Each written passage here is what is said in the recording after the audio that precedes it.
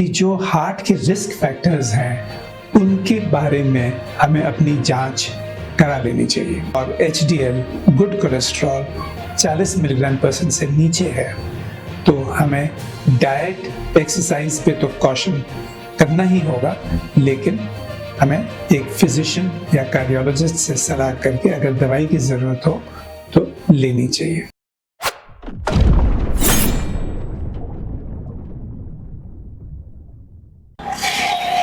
Gurugram Delhi NCR के senior heart specialist doctor DK झाम की अगर बातों पर कर लेंगे अमल तो हार्ट जैसी जानलेवा बीमारियों से आप लंबे अरसे तक बचे रह सकते हैं।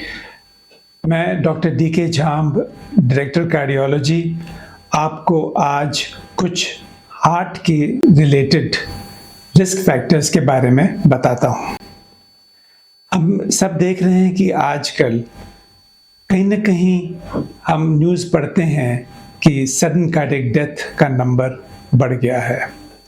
इसीलिए हम सबको ज्ञान है, लेकिन एक बार वापस से मैं ये बात दोहरा देता हूँ कि जो हार्ट के रिस्क फैक्टर्स हैं उनके बारे में हमें अपनी जांच करा लेनी चाहिए। जैसे कि हाई ब्लड प्रेशर, एक बार ब्लड प्रेशर देख के हमें चेक कर लेना चाहिए कि normal blood pressure 140/90 millimetre mercury से नीचे होता है, और जिनका ब्लड प्रेशर बॉर्डरलाइन या हाई हो उनको एक चार्ट हफ्ते में 2 या 3 बार रीडिंग लेके बना लेनी चाहिए। अगर ब्लड प्रेशर ऊंचा हो तो फिर हो सकता है कि किसी फिजिशियन या कार्डियोलॉजिस्ट से सलाह कर लेनी चाहिए। इसी प्रकार हमें अपनी ब्लड शुगर को भी चेकअप कर लेना चाहिए।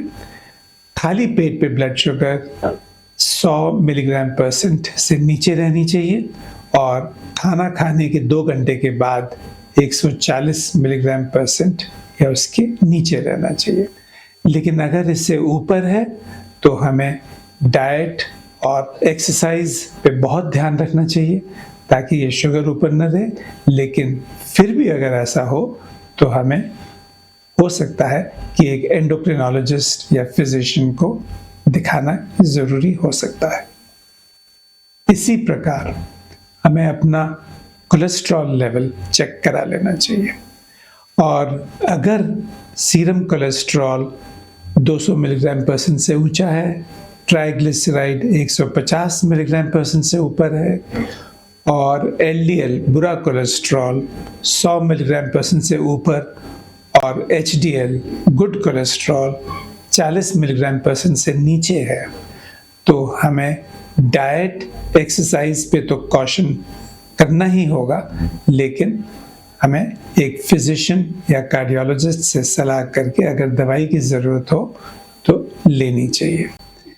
हम सबको पता है कि smoking, excess alcohol, poor physical activity, खाने में ज़्यादा फैट की मात्रा, तेल, तली हुई चीज़ें, मीठी, ये ठीक नहीं है, और डाइट में high fibre, low sugar, low fat diet होनी चाहिए।